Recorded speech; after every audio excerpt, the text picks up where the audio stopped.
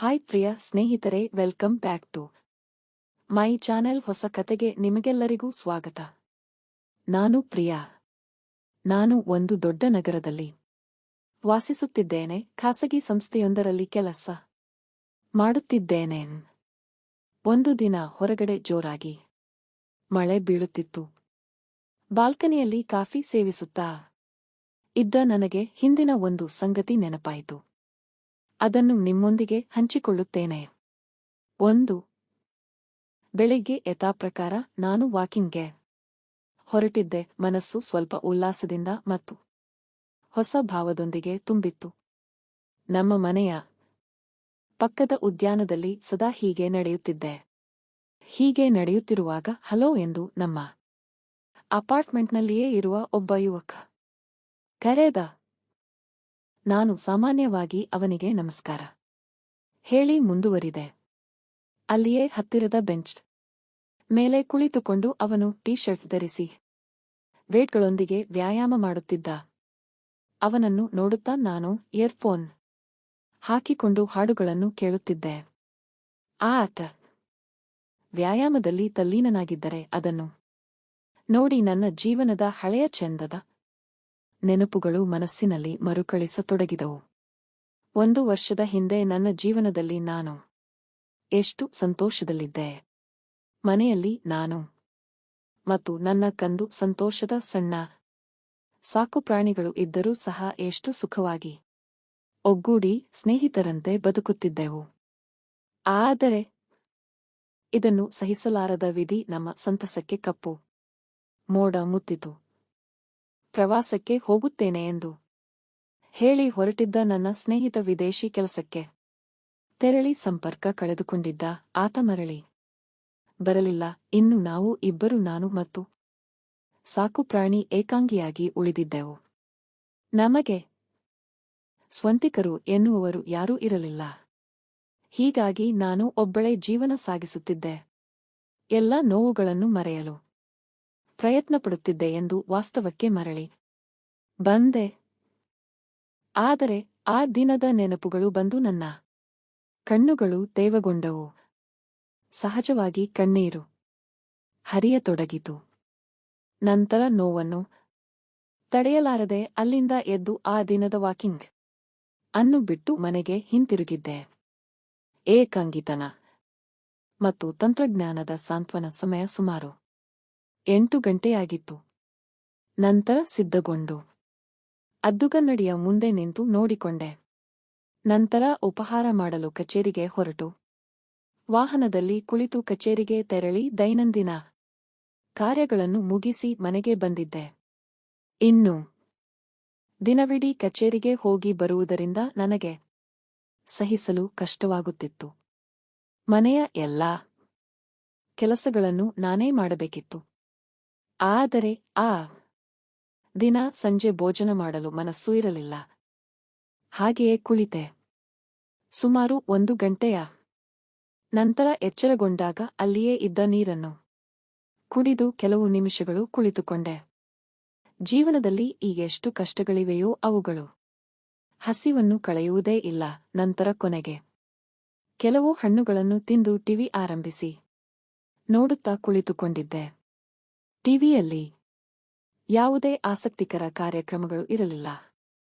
ಕೊನೆಗೆ ಇದೆಲ್ಲ ಅಗತ್ಯವಿಲ್ಲ ಎಂದು ನಾನು ಇನ್ಸ್ಟಾಗ್ರಾಮ್ ತೆರೆದೆ.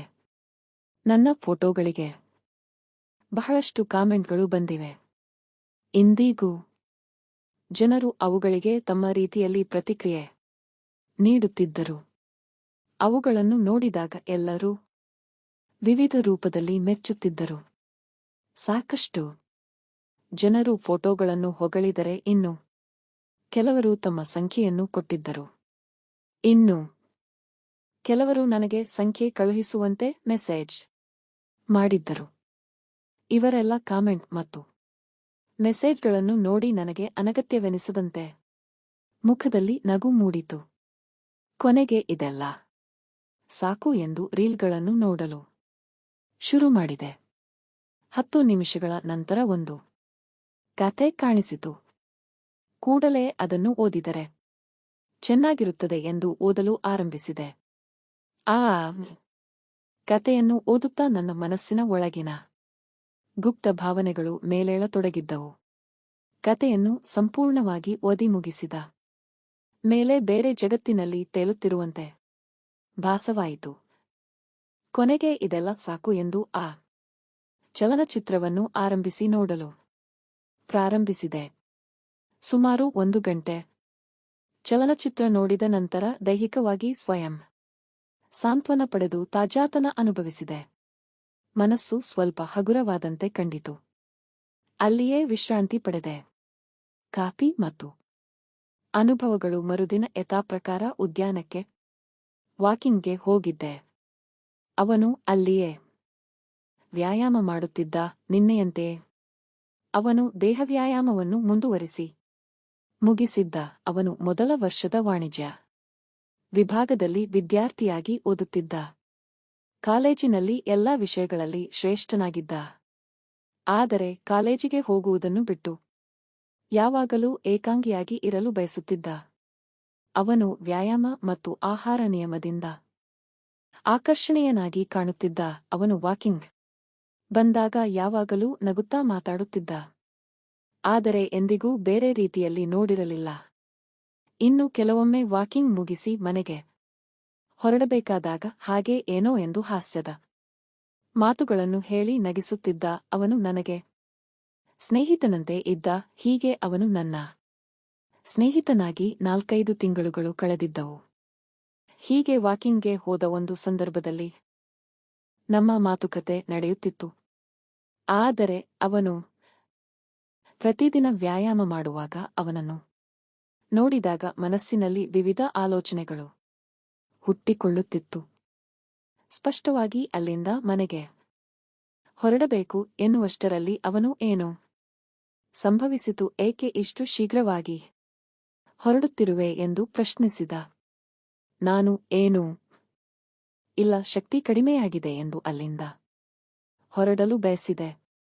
ಆಗ ಅವನು ಕಾಫಿ ಕುಡಿಯೋಣ ಬನ್ನಿ, ಎಲ್ಲ ಸರಿಹೋಗುತ್ತದೆ ಎಂದು ಹೇಳಿದ. ನಾನು ಅಗತ್ಯವಿಲ್ಲ ಎಂದು ಹೇಳಿದರೂ ಕೈಯನ್ನು ಹಿಡಿದು ಬನ್ನಿ ಹೋಗೋಣ, ಏನಾದರೂ ತೆಗೆದುಕೊಂಡು ಬನ್ನಿ ಎಂದು ಹೇಳಿದ. ಆದರೆ ಆಗ ನನಗೆ ದೇಹದಲ್ಲಿ ಕಂಪನ ಉಂಟಾಯಿತು. ಕಾಫಿ ಕುಡಿಯಲು ಬಯಕೆ ಇರಲಿಲ್ಲ. ಆದರೂ ನಿರಾಶೆಯಿಂದ ಅವನೊಂದಿಗೆ ಹೋಗಿದ್ದೆ. ಕಾಫಿ ಕುಡಿಯುತ್ತಾ ಸಾಮಾನ್ಯ ವಿಷಯಗಳ ಬಗ್ಗೆ ಮಾತನಾಡುವಾಗ ಅವನು ನದಿಯಂತೆ ಮಾತುಗಳನ್ನು ಹರಿಯುತ್ತಿದ್ದ. ಆದರೆ ಅದನ್ನು ಗಮನಿಸಿದೆ. ನಾನು ಅವನನ್ನು ಮಾತ್ರ ನೋಡುತ್ತಿದ್ದೆ. ಅವನನ್ನು ನೋಡುತ್ತಾ ಒಂದು ಕ್ಷಣ ಹಾಗೆ ಆಳವಾದ ಉಸಿರು ತೆಗೆದು ಸರಿ, ನಾನು ಹೊರಟು ಹೋಗುತ್ತೇನೆ ಎಂದು ಅಲ್ಲಿಂದ ನಾನು ವಾಹನ ತೆಗೆದುಕೊಂಡು ಹೊರಟು ಬಿಟ್ಟೆ. ಆಸೆಯ ತೀರಿಕೆ ಹೀಗೆ ಬಹಳ ಬಾರಿ ಕಾಫಿ ಕುಡಿದೆವು ಸಹ. ನಾನು ಅವನನ್ನು ಎಂದಿಗೂ ಮನೆಗೆ ಆಹ್ವಾನಿಸಿರಲಿಲ್ಲ. ಅವನಿಗೆ ಎಂದಿಗೂ ನಾನು ನನ್ನ ಕಷ್ಟಗಳು ಮತ್ತು ಜೀವನದ ಕಥೆಯ ಬಗ್ಗೆ ಹೇಳಿರಲಿಲ್ಲ. ಕೇಳಿದಾಗ ನನ್ನ ಸ್ನೇಹಿತ ವಿದೇಶದಲ್ಲಿದ್ದಾನೆ, ಕೆಲವೊಮ್ಮೆ ಬರುತ್ತಾನೆ ಎಂದು ಹೇಳಿದ್ದೆ. ಅವನು ಅದನ್ನು ನಂಬಿದ್ದ. ಆದರೆ ಯಾವಾಗಲೂ ಅದನ್ನು ಮೀರಿ ಯಾವುದೇ ಪ್ರಶ್ನೆ ಮಾಡಿರಲಿಲ್ಲ. ಇನ್ನು ಹೀಗೆ ಅವತ್ತು ಕಾಫಿ ಕುಡಿದು ಬಂದ ಮೇಲೆ ಆ ಕಂಪನ ನೆನಪಿಸಿಕೊಂಡು ನನಗೆ ನಿಯಂತ್ರಿಸಲು ಸಾಧ್ಯವಾಗಲಿಲ್ಲ. ನನಗೆ ಇನ್ನೂ ಏನೋ ಆಳವಾದ ಬೇಡಿಕೆ ಎನಿಸುತ್ತಿತ್ತು. ಅನಿಶ್ಚಿತತೆಯಿಂದ ದೇಹಕ್ಕೆ ನೀರು ಹಾಕಿಕೊಂಡು ಅಲ್ಲಿಯೇ ದೈಹಿಕವಾಗಿ ಸ್ವಯಂ ಸಾಂತ್ವನ ಪಡೆದ ನಂತರ ಭೋಜನ ತಯಾರಿಸಿ ಕಚೇರಿಗೆ ಹೋಗಿದ್ದೆ. ಆದರೆ ಯಾಕೋ ಅವತ್ತು ನನಗೆ ಅಲ್ಲಿ ಕೆಲಸ ಮಾಡುವ ಉತ್ಸಾಹ ಇರಲಿಲ್ಲ. ಅರ್ಧ ದಿನ ರಜೆ ತೆಗೆದುಕೊಂಡು ಮನೆಗೆ ಬಂದುಬಿಟ್ಟೆ. ಹೀಗೆ ಕೆಲವು ದಿನಗಳ ನಂತರ ಒಂದು ದಿನ ನಾನು ಎಲ್ಲಾ ಕಷ್ಟಗಳಿಂದ ಮುಕ್ತಳಾಗಬೇಕು ಎಂದು ನಿರ್ಧರಿಸಿದೆ. ಅವತ್ತು ದೃಢ ನಿರ್ಣಯದೊಂದಿಗೆ ವಾಕಿಂಗ್ಗೆ ಹೋಗಿದ್ದೆ. ಅಲ್ಲಿಗೆ ಅವನು ಸಹ ಬಂದಿದ್ದ.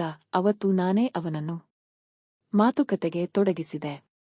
ಎಲ್ಲಾ ವ್ಯಾಯಾಮ ಮುಗಿದ ನಂತರ ಕಾಫಿ ಕುಡಿಯುತ್ತಾ ಕುಳಿತಿದ್ದೆವು. ಅವನು ಯಥಾಪ್ರಕಾರ ತನ್ನ ಸ್ನೇಹಿತರ ಬಗ್ಗೆ ಹೇಳುತ್ತಿದ್ದ. ನನಗೆ ನಗು ಬರಲಿಲ್ಲ, ಆದರೂ ನಗುವಂತೆ ಮಾಡುತ್ತಿದ್ದೆ. ಒಂದು ನಿರ್ಧಾರಕ್ಕೆ ಬಂದು ಕೊನೆಗೆ ಅವನ ಮಾತನ್ನು ಅಡ್ಡಿಪಡಿಸಿ ಅವನಿಗೆ ಇಂದು ಏನು ಮಾಡುತ್ತಿರುವೆ ಭಾನುವಾರ ಏನಾದರೂ ಪ್ಲಾನ್ ಇದೆಯಾ ಎಂದು ಕೇಳಿದೆ. ಆಗ ಅವನು ಏನೂ ಇಲ್ಲ ಸುಮ್ಮನೆ ಫಿಲಂ ನೋಡಲು ಹೊರಟಿದ್ದೇನೆ ಎಂದು ಹೇಳಿದ. ಆಗ ನಾನು ಊಟಕ್ಕೆ ನಮ್ಮ ಮನೆಗೆ ಬಾ ಎಂದು ಹೇಳಿದೆ. ಅವನು ಏಕೆ ಏನಾದರೂ ವಿಶೇಷ ದಿನವಿದೆಯಾ ಎಂದು ಕೇಳಿದ. ಆಗ ನಾನು ಏನು ಕೇಳಬೇಡ ಬೇಕಾದರೆ ಬಾ ಎಂದು ಹೇಳಿದೆ. ಅವನು ಇಷ್ಟು ಕಾಲ ಇಲ್ಲದ್ದು ಇಂದು ಏನು ವಿಶೇಷ ನಿಮ್ಮ ಹುಟ್ಟುಹಬ್ಬವೇ ಇದೆಯಾ ಎಂದು ಎಲ್ಲಾ ಪ್ರಶ್ನಿಸತೊಡಗಿದ. ಆಗ ನಾನು ಸ್ವಲ್ಪ ಕೆಲಸವಿದೆ ಬಾ ಎಂದು ಹೇಳಿದಾಗ ಸರಿ ಎಂದು ಹೇಳಿದ. ಮನೆಗೆ ಬಂದ ನಂತರ ನಾನು ಅವತ್ತು ಸಿದ್ಧಗೊಂಡು ಕಾಯುತ್ತಾ ಕುಳಿತಿದ್ದೆ. ಹೀಗೆ ಕುಳಿತಾಗ ಮತ್ತೊಮ್ಮೆ ಹಳೆಯ ನೆನಪುಗಳು ಮೇಲೇಳಲು ಶುರುವಾದವು. ಅಷ್ಟರಲ್ಲಿ ದೂರದ ಬೆಲ್ ಸದ್ದು ಕೇಳಿ ಕಣ್ಣೀರು ಒರೆಸಿಕೊಂಡು ಬಾಗಿಲು ತೆರೆದಾಗ ಅವನು ನಗುಮುಖದೊಂದಿಗೆ ನಿಂತಿದ್ದ.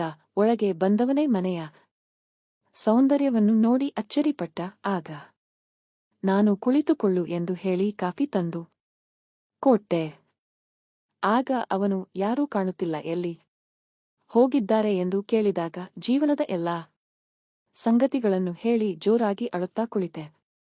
ಅವನು ನನಗೆ ಸಾಂತ್ವನ ನೀಡುತ್ತಾ ಧೈರ್ಯ ಹೇಳುತ್ತಿದ್ದಾಗ ಪಕ್ಕದಲ್ಲಿ ಕುಳಿತಿದ್ದ ಅವನು ನನ್ನ ಭುಜವನ್ನು ತಟ್ಟಿದಾಗ ನನಗೆ ಕಂಪನ ಉಂಟಾಯಿತು. ನಂತರ ಅಲ್ಲಿಯೇ ಆ ದೈಹಿಕ ಸಾಂತ್ವನವನ್ನು ಪಡೆದೆ. ಅವತ್ತು ಸಂಜೆಯವರೆಗೆ ಅಲ್ಲಿಯೇ ಉಳಿದು ಬಹಳ ಸಮಯ ಕಳೆದೆ. ಕೊನೆಗೆ ಸಂಜೆ ಮಾತನಾಡುತ್ತಾ ಕುಳಿತಿರುವಾಗ ಜೀವನದಲ್ಲಿ ಕಷ್ಟಗಳು ಬರುವುದು ಸಹಜ. ಭಯಪಡಬೇಡಿ, ಚಿಂತಿಸಬೇಡಿ, ನಿಮ್ಮ ಬಳಿ ನಾನಿದ್ದೇನೆ, ಯಾವಾಗ ಬೇಕಾದರೂ ಏನೇ ಬೇಕಿದ್ದರೂ ಹೇಳಿ ಎಂದು ಹೇಳಿದ. ಹೀಗೆ 1 ಗಂಟೆ ಮಾತುಕತೆ ನಡೆಯಿತು. ನಂತರ ಅವನು ಸರಿ ನಾನು ಫಿಲಂ ನೋಡಲು ಹೋಗುತ್ತೇನೆ ಎಂದು ಹೇಳಿ ಹೊರಟಿದ್ದ. ಆಗ ನಾನು ಹೋಗಬೇಕೇ ಎಂದು ಕೇಳಿದಾಗ ಅವನು ನಕ್ಕು ಮತ್ತೆ ನಾಳೆ ಭೇಟಿಯಾಗುತ್ತೇನೆ, ಈಗ ಹೊರಟು ಹೋಗುತ್ತೇನೆ, ಸ್ನೇಹಿತರೊಂದಿಗೆ ಫಿಲಂಗೆ ಹೊರಟಿದ್ದೇವೆ ಎಂದು ಹೇಳಿ ಹೊರಟಿದ್ದ.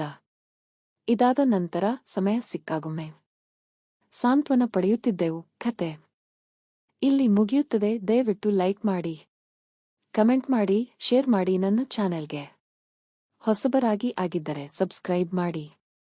ಪಕ್ಕದ ಬೆಲ್ ಐಕಾನ್ ಕ್ಲಿಕ್ ಮಾಡಿ. ಆಲ್ ಆಪ್ಷನ್ ಸೆಲೆಕ್ಟ್ ಮಾಡಿಕೊಳ್ಳಿ. ಮತ್ತೊಮ್ಮೆ ಆಸಕ್ತಿದಾಯಕ ಕಥೆಯೊಂದಿಗೆ ಭೇಟಿಯಾಗೋಣ.